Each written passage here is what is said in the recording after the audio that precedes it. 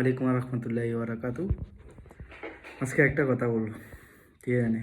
কথাটা বালা করে শুনে যাবেন। কিছু কিছু মানুষ আছে আমাদের বাংলাদেশের ভিতরে রক্ত কইয়া, বুঝছেন না?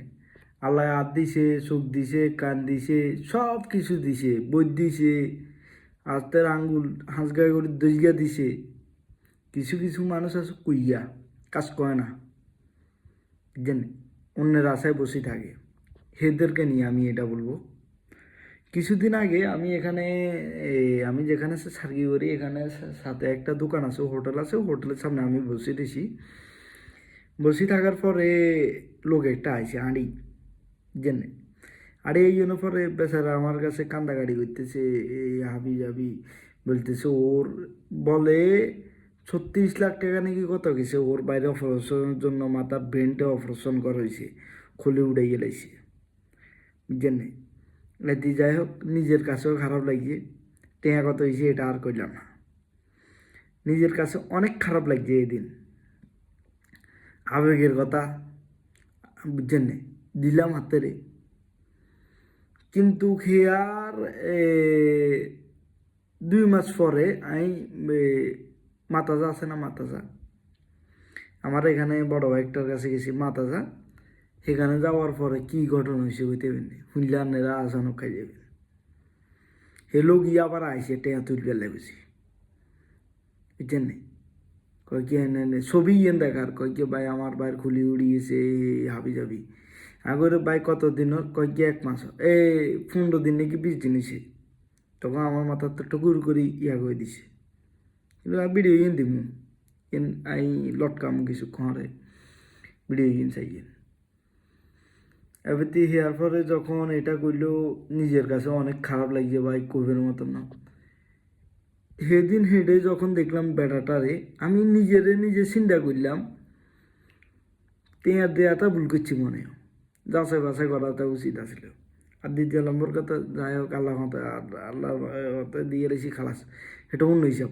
আমার কথা হয়েছে এইসব প্রতারকের কারণে কিছু কিছু মানি ভুক্তভোগী আছে, এরা টাকা পায় না। আসলে অসহায় যারা, তারা পায় না। এমনকি কিছুদিন আগে আমি একটা ফুল আল্লাহ বুঝি টাকা উঠাইবে লাগিয়ে গেছি, মাথা যা গেছি, এখান দিয়ে গেছি।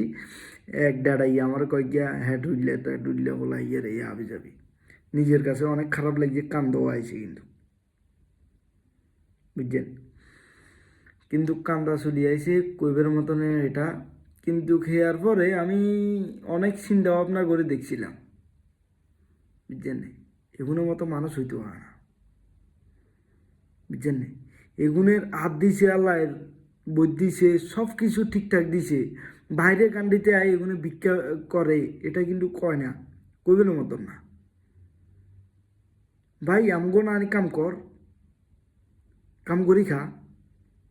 আর দুঃখ একটাই, আল্লাহ রদ দিছে হাত দিছে, তোরা কাম করি খা। কেন এই মানুষের কাছে হাত মেলবি? 2 আল্লাহ, 200 হয়েছে আল্লাহ, 100 হয়েছে আল্লাহ, কেন হাত মেলছে ভাই? মানুষের আবেগ লই কেন খেলা করস তোরা? এটা আমার বলবি। নিজের কান্দা চুলি আইছে এদিন আমার যে আমি গেছি মানে জাল্লাই টাকা উঠাই পেলে গেছি। আমি কিন্তু যাতায়াতের লগে যাই না, কিন্তু আমি গেছিলাম এসে এ আমার দোস্ত একটা আছে হাতের মামতো ভাই বলে, ওইতে আমার কয় কি এনে আগে আগে ভিডিও কল দিয়ে আনলো, কথা কোয়াতার ফেজা আমি টাকা তুলতে পারবো। এর আগে আমি বার হইতাম না, আমি বার হয়েছি এই দিন। কিন্তু আমার কাছে ভাই এত যে খারাপ লাগছে কইবেন মতো, বুঝছেন? বহুত মানুষে টাকা দিছে, কিন্তু বেশি না, 500,000 টাকার মতো হয়েছে বাংলাদেশে।